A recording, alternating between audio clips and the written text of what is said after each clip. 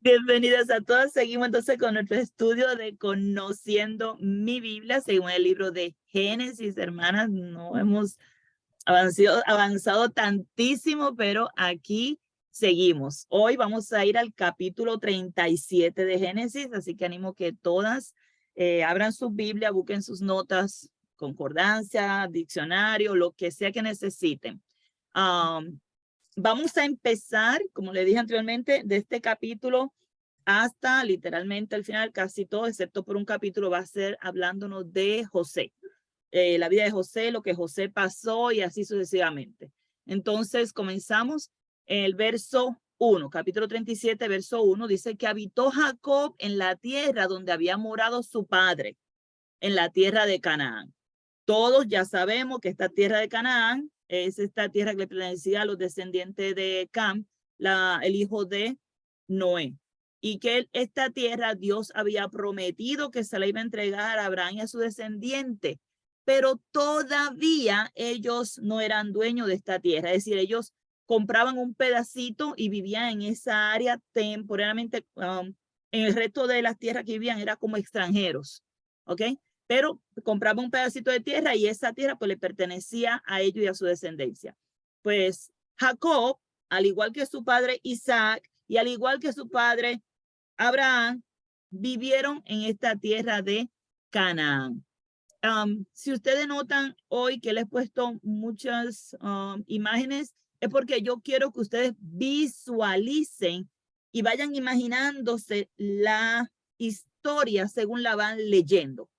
Esto es otra forma de nosotros aprender a estudiar la Biblia, es que visualicemos lo que estamos leyendo.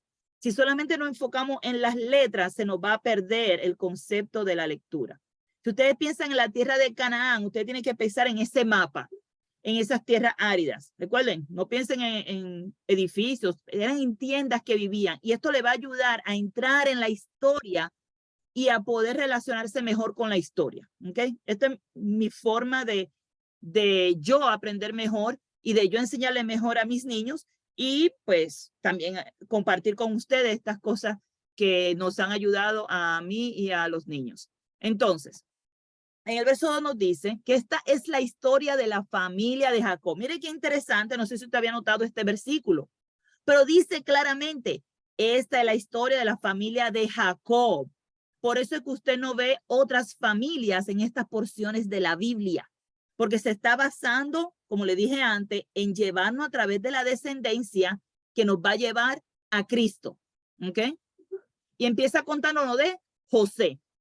José siendo de edad de 17 años. Para aquella que le gusta contar, usted empieza a calcular la edad que tenía este joven para que luego vea cuántos años pasaron a través de sus odiseas. ¿Ok? Era José de 17 años y él apacentaba las ovejas con sus hermanos. Y el joven estaba con los hijos de Bila y con los hijos de Silpa, que eran mujeres de su padre. Y este joven le informaba a su padre la mala fama de ellos. Muchas personas dirían, pero José se buscó este problema por estar de chismoso. Recuerden que no es así. Pues recuerden que un patriarca, como todavía hoy día, los padres esperan que los hijos muestren cierto tipo de respeto en su conducta y que esa conducta no le falte respeto a esos padres. Vemos a José, sí, diciéndole a su padre, mira, pasó esto, pasó aquello, pasó lo otro, pero su papá le pedía que hiciera esto, su papá lo mandaba a que fuera a hacer esto, a estar con sus hermanos trabajando con las ovejas. Yo no sé si ustedes saben cómo funciona el trabajo de apacentar ovejas, pero generalmente es un trabajo que son varios días. No fue que van y miran la oveja en el patio y vuelven a la tienda. No, no, no. Ustedes se van a dar cuenta el día de hoy cómo ellos viajaban largas distancias para ir a apacentar las ovejas. Se quedaban a dormir con las ovejas allá. Vivían literalmente con las ovejas durante el tiempo que estaban apacentando ovejas. Si usted nunca ha estudiado esto es un buen momento para buscar cómo era ese trabajo de apacentar ovejas, porque nosotros a veces vemos los muñequitos y vemos las ovejas al lado de la tienda. No sé si ha visto alguna vez la tienda, la familia y ve las ovejitas. Hermanas, no se confundan, así no es. cuando salían a apacentar la oveja, iban a otros lugares. Muchas veces iban a lugares donde habían ríos, donde había pastos verdes. Tenían que salir fuera de su hogar y dirigirse a esas áreas donde las ovejas podían encontrar buena comida y agua para tomar, agua limpia, que no fuera agua salada. Así que usted nunca iba a ver a un pastor andando por la playa.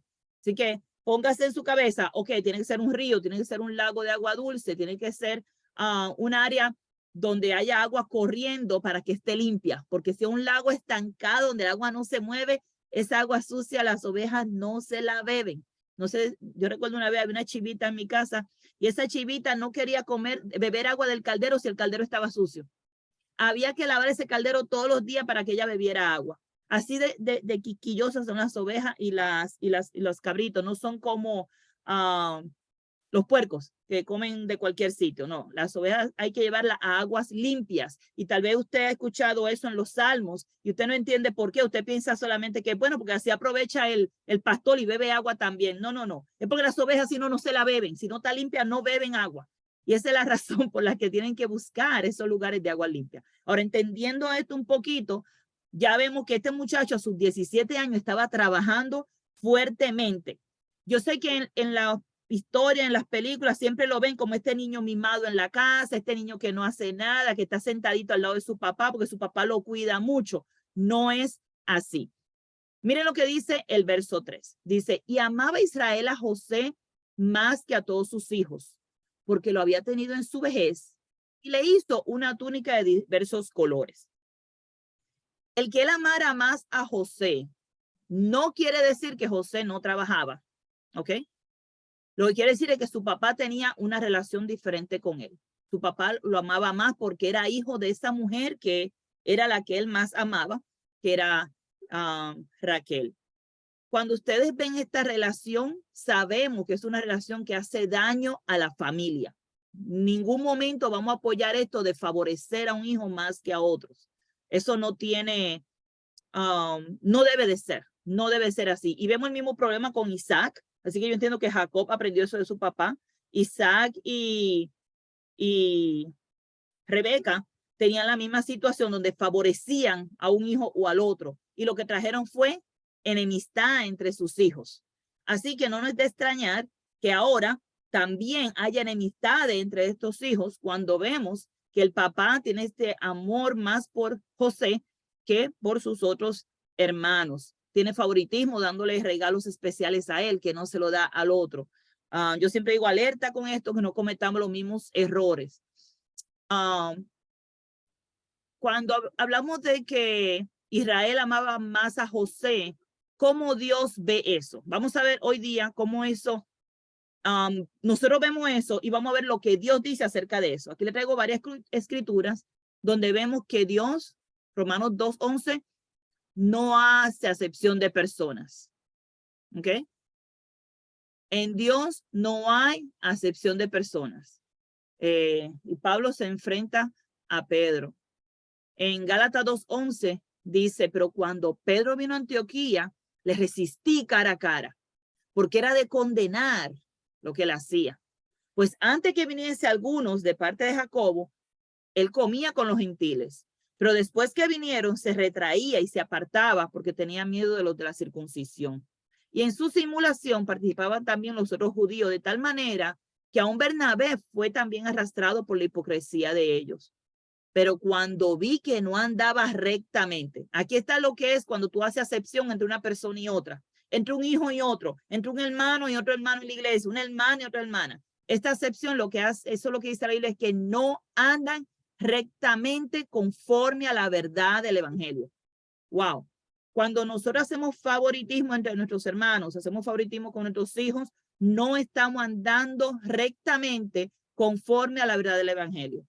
Y dice que Pablo le dijo a Pedro delante de todos, si tú siendo judío vives como los gentiles y no como judío, ¿por qué obliga a los gentiles a judaizar? O sea, lo reprendió, lo corrigió delante de todo el mundo. Porque Dios ve eso de hacer diferencia entre una persona y otra, de ser acepción, de tener favoritismo, lo ve como algo que no está recto. ¿Ok?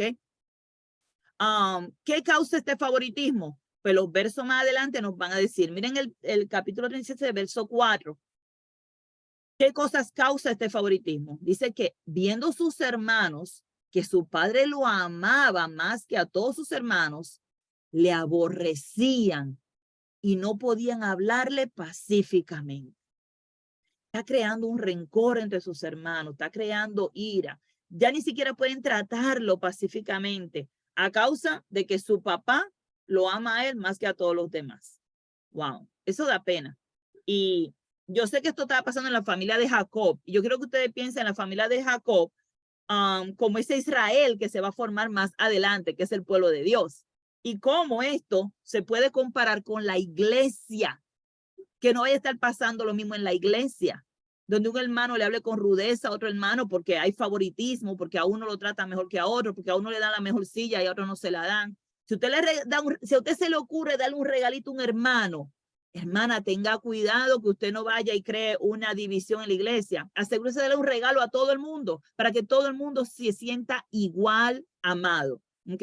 Si yo cojo y llego y le doy un regalito out of the blue, así por la nada, vengo y digo, ay María, me trae este regalito. ¿Cómo usted cree que se van a sentir las otras hermanas? Mira, trae un regalito a María, nosotros no. Y eso que no es el cumpleaños de María todavía. Hasta el próximo año ya no cumpleaños y ya le está trayendo regalitos. Eso puede traer una incomodidad innecesaria. Así que si tú le compraste un regalito de $20 a María, mira, vete a Dollar Tree, a cada una, cómprale una cosita de $1 y dale a todo el mundo por igual, para que no haya ese favoritismo y que no haya esos sentimientos que tú mismo estás causando por tener favoritismo. Así que tengamos mucho cuidado. Recuerden que cuando leemos la Biblia, estamos buscando cómo esto nos puede aplicar a nosotros. Recuerden que no estamos leyendo como el papagayo, sino que yo puedo aprender de aquí, porque dice la palabra que esto ha sido puesto aquí para que nos sirva a nosotros como ejemplo. Así que yo tengo que ver estos ejemplos, sean buenos o sean malos, y ver cuáles debo hacer y cuáles debo rechazar.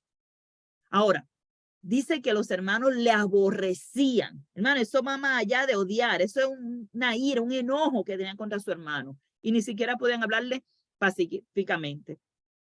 Y luego ya usted conoce esta parte donde habla de que soñó José un sueño y lo contó a sus hermanos.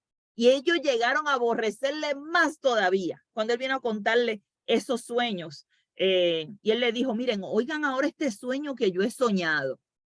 He aquí que ataban los manojos en medio del campo. Y aquí que mi manojo se levantaba y estaba derecho, y que vuestros manojos estaban alrededor y se inclinaban al mío. Ay, pero este muchacho, ¿para qué se le ocurre decir este sueño a los hermanos? Como que no estaba enterado de que lo odiaban y no querían saber de él.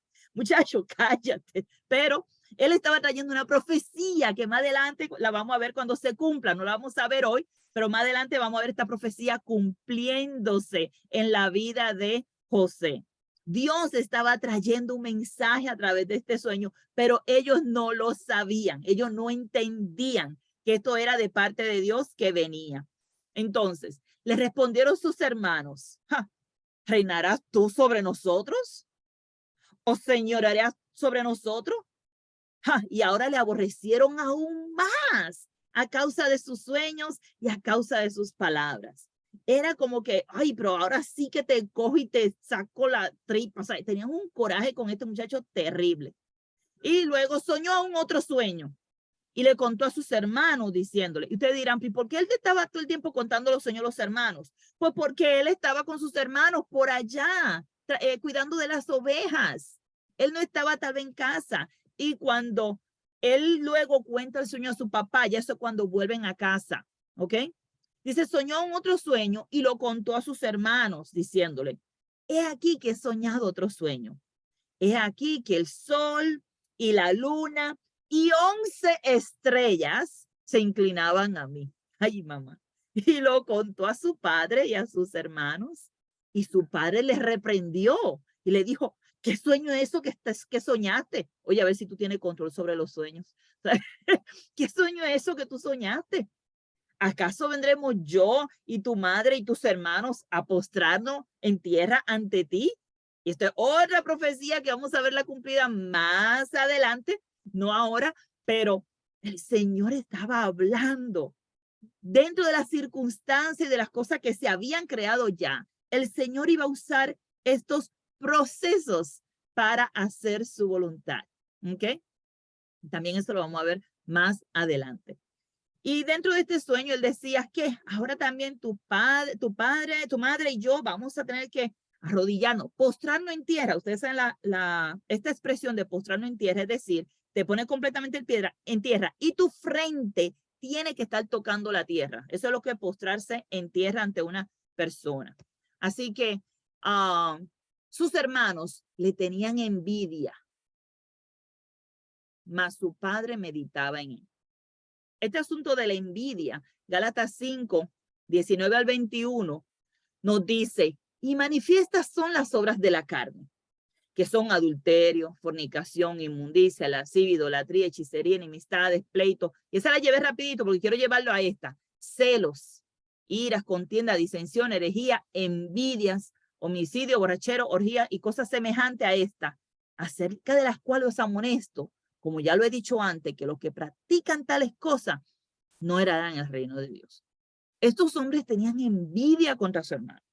Envidia porque su padre lo amaba, envidia porque tenía sueños y estos sueños ellos mismos lo interpretaban sin darse cuenta. Ellos mismos estaban dando la interpretación del sueño, pero lo hacía como en forma de pregunta. ¿Esto quiere decir eso? ¿Eso es lo que tú quieres decir con ese sueño? Él no sabía porque él era el que estaba teniendo los sueños. Y dice que su papá meditaba en esto. Su papá meditaba en estas cosas. ¿Por qué este muchacho está teniendo estos sueños?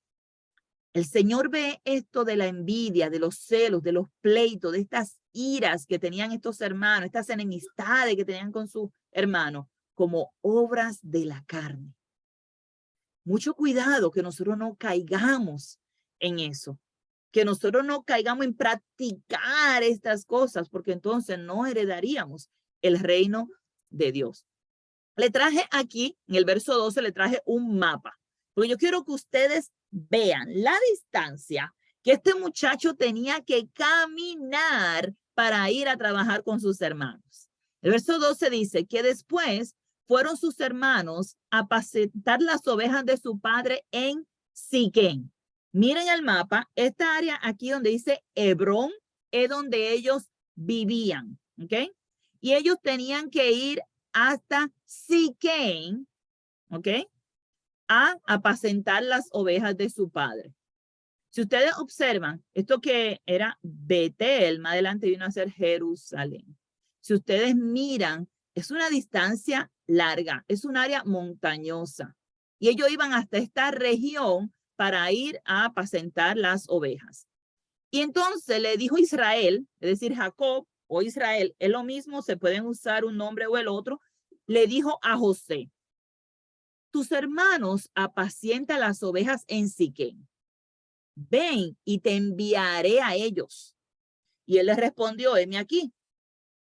Israel le dijo, ve ahora, mira cómo están tus hermanos y cómo están las ovejas y tráeme la respuesta. Y lo envió del valle de Hebrón y llegó a Siquén. Si se dan cuenta, no era el plan de José ir a ver cómo estaban los hermanos y venir a decirle la fama de ellos a su papá. Su papá lo mandaba a hacer ese trabajo. Ve allá, mira a mis hijos, mira las ovejas y tráeme respuesta de cómo están las cosas por allá. Así que le envió del valle de Hebrón al Siquén. Miren cómo se ve el terreno. Hermana, no hay carreteras, no hay caminitos, no hay sombritas. ¿Sabes? Tengan una idea. Yo le traigo estas láminas, pero yo quiero que ustedes cuando lean la Biblia, entren en esta vida y se den cuenta lo difícil que era. ¿Ok? No era fácil. La vida de José no era fácil. No era el nene mimado por papi y mami. No era el nene que estaba ahí sentadito en la casa, como a veces nos lo ponen en las películas o en en los cuentos de los muñequitos, ¿verdad? En este camino que él tiene que andar, ¿ok?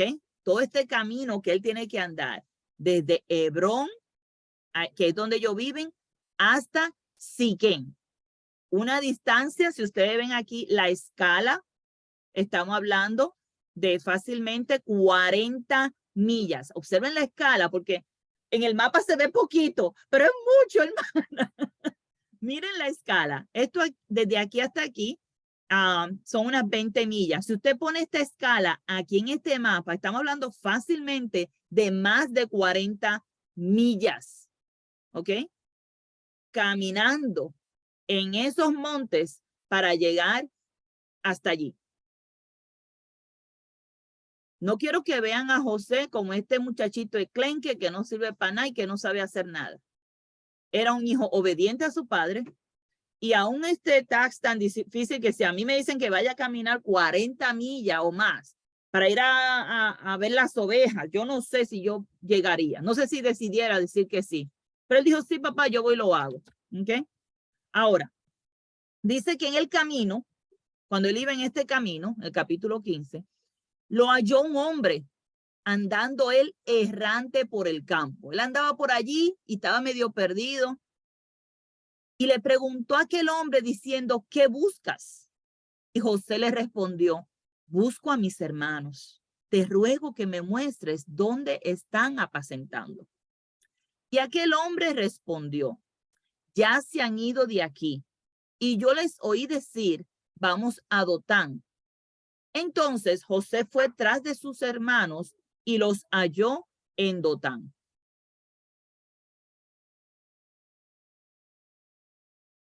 Cuando ellos lo vieron de lejos, vieron a su hermano de lejos, antes de que llegara cerca de ellos, conspiraron contra él para matar. ¿Qué trae la envidia? ¿Quién se recuerda de Caín y Abel? ¿Qué trajo esa envidia, esos celos, esa ira? ¿Qué trajo? Este deseo de hacer daño, de matar, de destruir. Wow. Sus hermanos mayores, siendo él menor, ahora mismo él era el menor de todos sus hermanos, hicieron planes, conspiraron para matarle.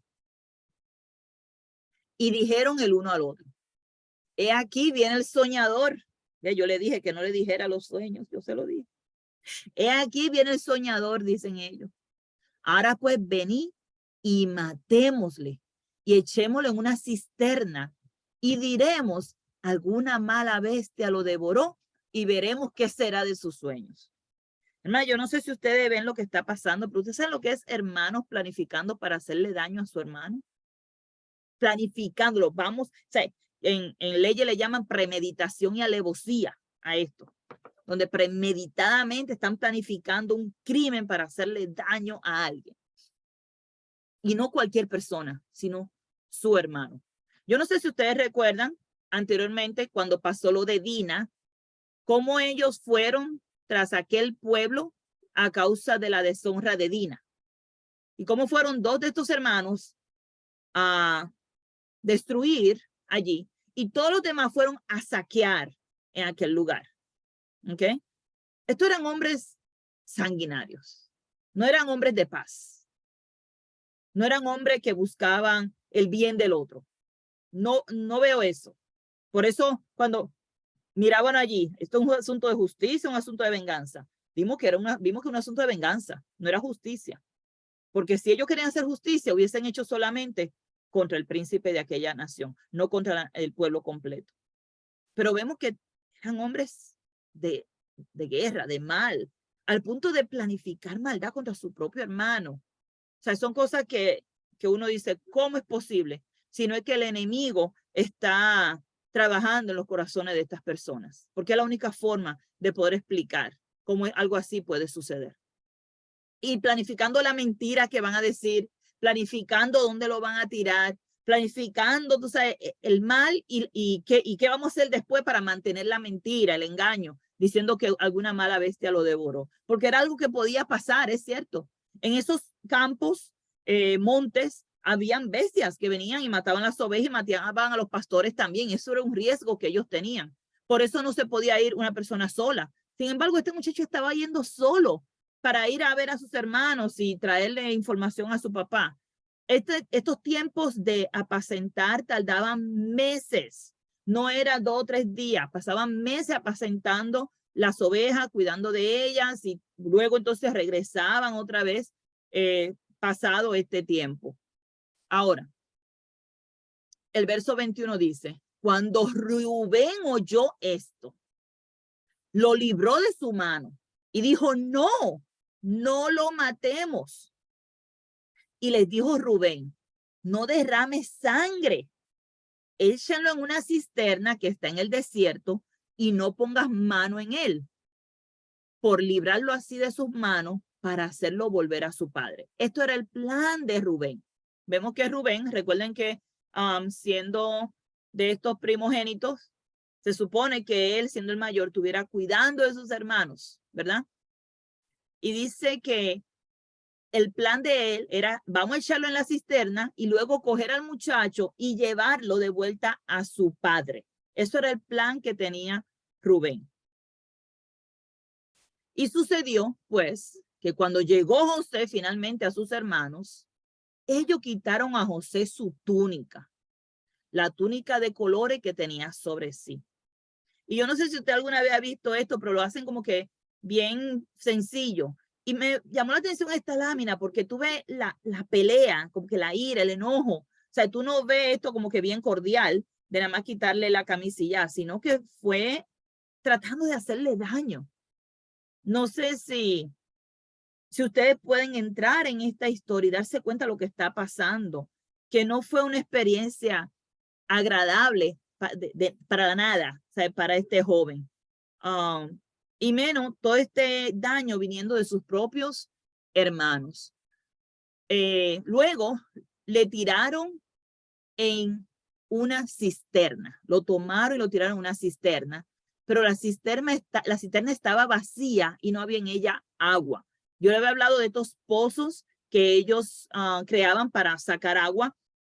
Muchas veces hollaban hasta que llegaba agua. Cuando el agua se limpia pueden sacarlo. Otras veces hollaban y encontraban aguas vivas, que son aguas que corren todo el tiempo y el pozo se llenaba con estas aguas vivas, que son ríos que pasan por estas áreas. Y el agua es limpia cuando era agua, pero esta cisterna exclusivamente estaba vacía. Y ahí tiraron al muchacho. Yo no sé si alguna vez usted se imagina cuántos golpes se habrá dado él mientras él cayó en esta cisterna. Cómo trataba de salir y no podía. Qué tan honda podía ser esta cisterna. Generalmente eran muy hondas, pues tenía que llegar hasta un área donde hubiera agua. ¿Ok? Sin embargo, ellos no tuvieron ninguna compasión de José, no tuvieron ninguna preocupación por él, por su vida.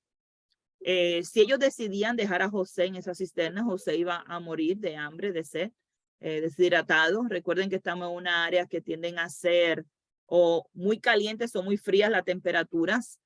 Y no sabemos el tiempo que era, pero sabemos que aún en el verano, cuando es bien caliente por el día, las noches se tornan sumamente fríos. Eso lo pueden leer en National Geographic si necesitan más información de eso. Para entender lo que estaba viviendo este joven, el temor, el terror de saber que lo quieren matar, de saber que lo están tirando aquí, abandonándolo. Todas esas cosas corren por nuestra mente. ¿Cómo puede venir la desesperación a la vida de una persona que esté pasando por esto? De verdad que es algo terrible pensar las cosas que José pasó. Luego se sentaron a comer. Yo no sé si ustedes pueden ver la maldad de estos hombres que tiran a sus hermanos y luego tranquilamente se sientan a comer pan.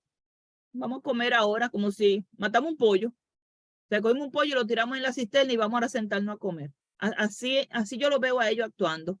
Y dice que alzaron los ojos y miraron que aquí que venía una compañía de ismaelitas. No sé si ustedes recuerdan quiénes son los ismaelitas. Son descendientes de Ismael, sí. Sí, son familia de ellos, pero a este punto pues son familias, primos lejanos, pero todavía son primos. Recuerden que Ismael es el hermano de Isaac, ¿ok? Isaac y Ismael son hermanos. Isaac era el abuelo de ellos. Así que estas familias eran sus primos, esta gente. Pues ellos no se conocían porque viven en tierras separadas, Pero viniendo estos ismaelitas que venían de Galaad y sus camellos, ellos traían aromas, bálsamo, mirra, y ellos iban a llevar todo eso para Egipto. Eran mercaderes y ellos estaban llevando todas estas cosas para ir a venderlas a Egipto. Entonces Judá le dijo a sus hermanos, ¿qué provecho hay en que matemos a nuestro hermano y encubramos su muerte? Pues vamos a sacar provecho de esto. En vez de matar a nuestro hermano, vamos a venderlo a los ismaelitas. Vamos a venderlo y así no será nuestra mano sobre él, porque no podemos decir que lo matamos porque no lo matamos. Vamos a venderlo. Porque después de todo él es nuestro hermano, es nuestra propia carne. Y sus hermanos convinieron con él. Yo, wow, ¿sabes? Ok, ahora está Judas supuestamente a este punto defendiendo la vida de José, mientras que Rubén quería salvarlo y devolverlo a su padre. Judá dice, ¿sabes qué? Vamos a venderlo y así no tenemos que matarlo. O sea que todavía en la mente de ellos seguía la idea de matarlos. Seguía la idea de que el joven muriera. Y Judá trajo esta idea de vamos a venderlo. Y yo quiero que ustedes sepan que este Judá, es el mismo Judá de donde desciende el rey David, es el mismo Judá de donde desciende Jesucristo. O sea, es la misma familia. Es de la misma familia que estamos hablando. Y como personas que no tienen compasión, Dios trae a nuestro Cristo. Como de personas que no tienen amor por su hermano, Dios trae a uno que está dispuesto a morir por sus hermanos, que es nuestro Señor Jesucristo, porque Él murió por cada uno de ellos.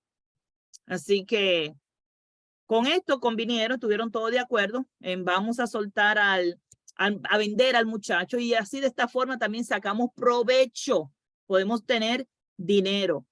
Dice que cuando pasaban los madianitas, que eran mercaderes, sacaron ellos a José de la cisterna, le trajeron arriba y le vendieron a los ismaelitas por 20 piezas de plata. Y estos ismaelitas llevaron a José a Egipto.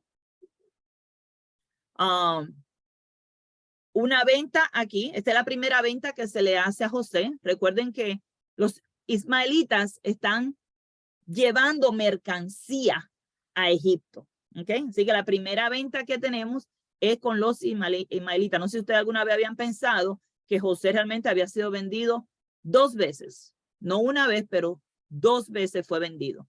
La primera vez a los ismaelitas y la segunda vez fue vendido entonces en Egipto. Y cuando pasaban los madianitas, los sacaron. Y yo quiero que ustedes vean estas láminas porque me impresionaron estas láminas. Viendo a José en llanto, en dolor, sufriendo porque sus hermanos lo están vendiendo como si fuera un esclavo, cuando literalmente ellos todos eran príncipes en sus casas. Okay, en su casa ellos eran príncipes, los 12.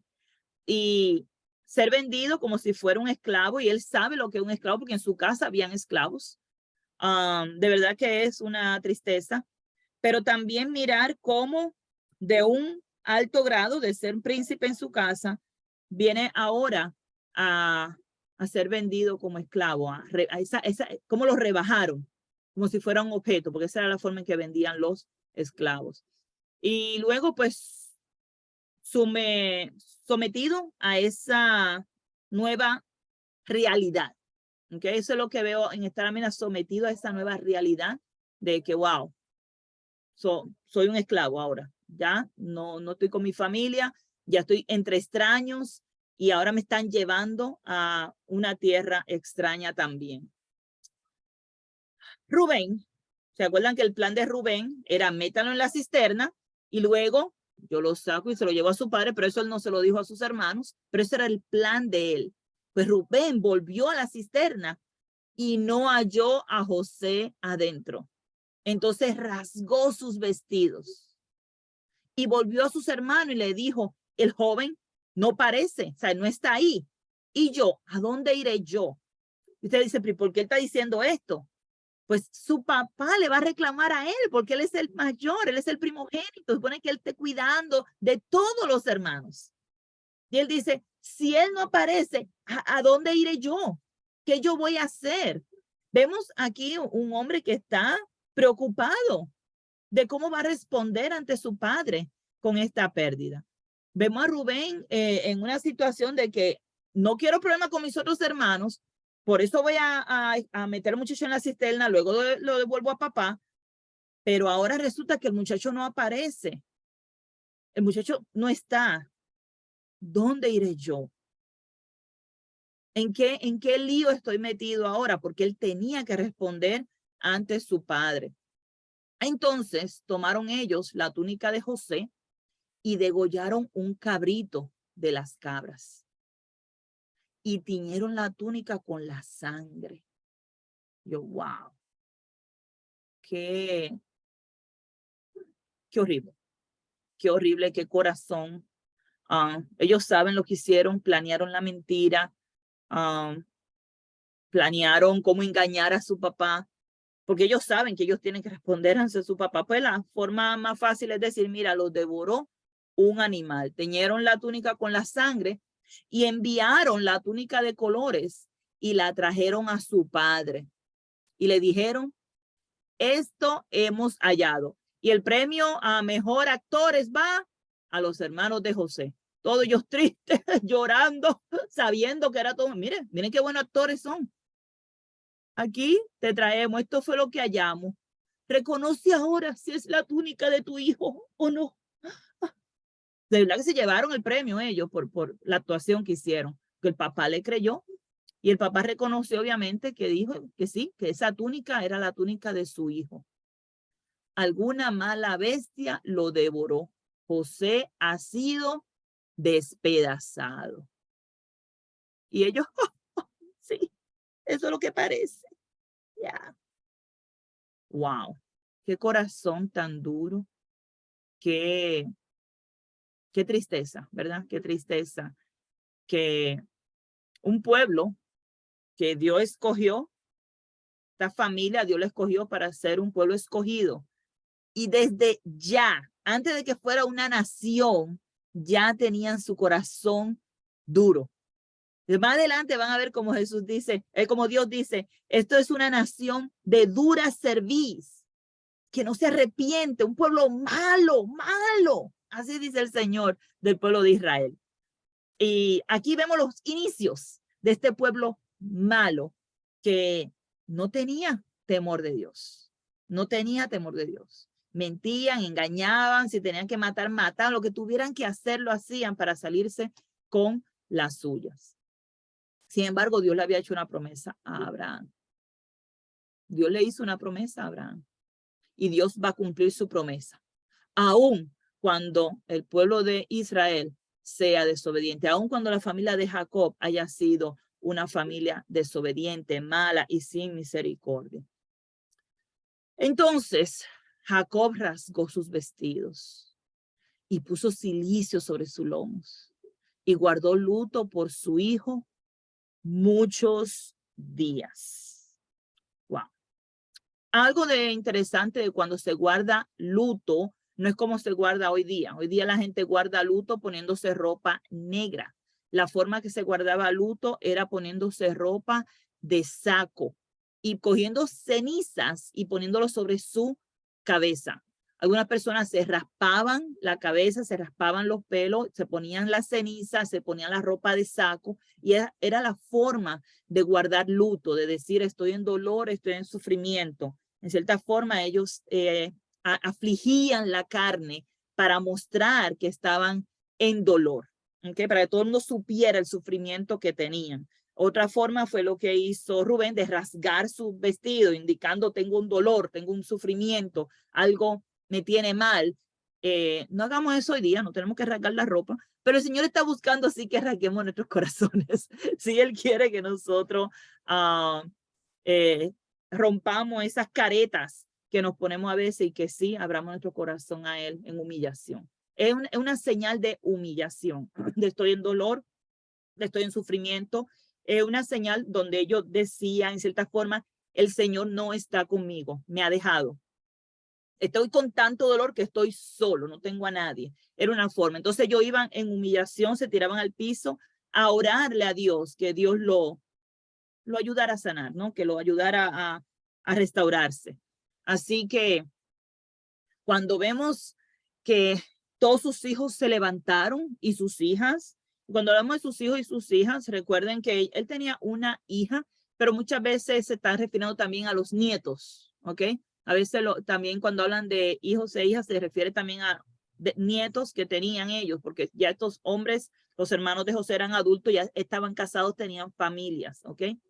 Y dice que todas sus hijas y sus hijos vinieron para consolarlo, mas él no quiso recibir consuelo. Y le dijo, descenderé enlutado a mi hijo hasta el Seol.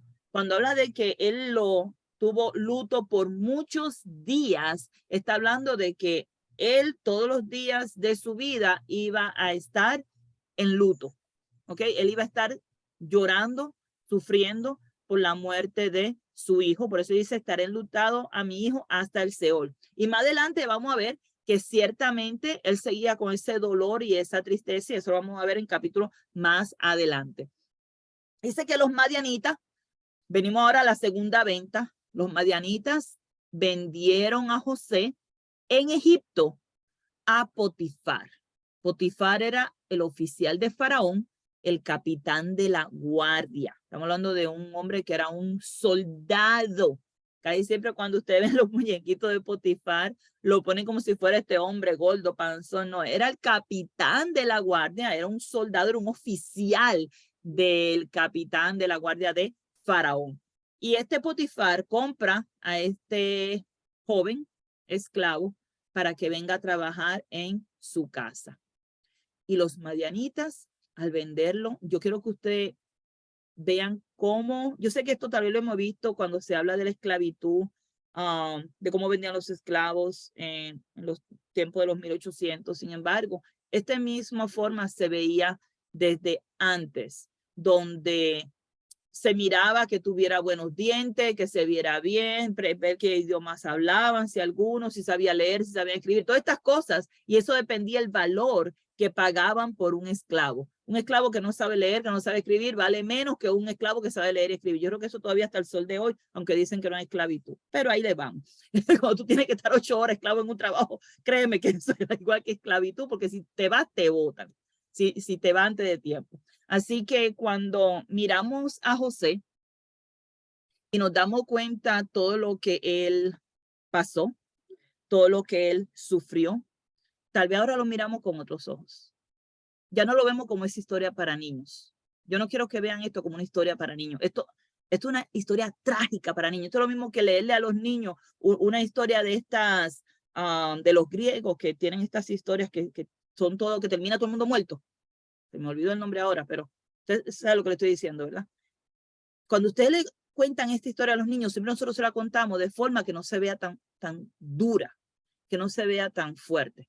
Pero aquí había mucha maldad envuelta, mucha maldad, mucho dolor. Y es interesante que cuando yo veo esto, yo veo a Jesús y yo veo a Jesús con mucha maldad alrededor de él. Yo vi mucha gente gritando, crucifícale, crucifícale. Y digo, lo vi porque lo vi en las escrituras, valga la aclaración, no es que yo estaba ahí, no se vayan a confundir. O sea, leyendo las escrituras, yo veo mucha gente con mucha maldad alrededor de Jesucristo, con mucho daño, con mucho dolor, tirando cosas malas a nuestro Señor Jesucristo. Y vemos ese dolor que él sufrió y él padeció todo eso por mí. Digo, wow, qué triste saber que la maldad trata de destruir cosas hermosas. Sin embargo, aún dentro de estos procesos de dolor y de sufrimiento, Dios tiene un plan y Dios va a cumplir su plan. Aún en los momentos de dolor, aún en los momentos de tristeza, Dios va a cumplir su plan. Dios va a proveer un camino. Y eso lo vamos a ver en el próximo capítulo de José. Vamos a seguir hablando de, bueno, la próxima clase no vamos a hablar de José, pero ya después del 39 en adelante vamos a seguir hablando de José. 38 vamos a ver una situación con uno de los hermanos, pero lean su Biblia, hermana. Léanlo con calma. No se cansen de volver a leerla otra vez, porque cada vez que la lean van a descubrir algo nuevo. Van a ver cosas que antes no habían visto. Y van a entender cosas que antes no habían entendido, porque el Señor va a dar esa revelación. No, no somos nosotras mismas, es el Señor que lo hace. Conocer la historia de José nos ayuda a verlo ahora de una forma diferente. Ya no es un cuento de niños, es una realidad lo que él vivió, lo que él sufrió a causa de hombres malvados, a causa de hombres sin escrúpulos, sin corazón, que vinieron y hicieron tanto daño. Pero el Señor al final va a ser glorificado, porque José en su vida glorificó al Señor. Pero hermana, oremos entonces para terminar. Amantísimo Padre Celestial, alabado sea tu santo nombre. Gracias, Señor, por tu palabra. Ayúdanos, Señor, a entender cada día más. Ver lo que tú tienes para nosotros, Dios, que tú quieres que nosotros aprendamos de tu palabra. Que cada corazón que está aquí representado, cada familia, Señor, que tú nos des sabiduría, que tú nos llenes de tu sabiduría, Señor, que no es una sabiduría humana, sino celestial, donde podamos entender tu palabra y poder aplicarla a nuestras vidas y que luego podamos enseñarlas a otros, Dios. Ayúdanos, Señor. Ayúdanos a entender cada día más tu palabra, conocer la palabra tuya, Padre, que tiene vida para nosotros y vida en abundancia. Sabemos que en tu palabra hay vida, Padre. Sabemos que tú nos hablas a través de ella. Danos el entendimiento que necesitamos, Señor. Aumentanos la fe cada día más y danos esa sabiduría que viene de ti. Te amamos, te alabamos, te adoramos, bendecimos tu santo nombre, Dios, y oramos a ti en el nombre de Jesucristo, tu Hijo amado, ese Cristo que dio su vida por cada una de nosotras y que nos amó con un amor tan grande. Gracias, Padre. Amén, amén y amén.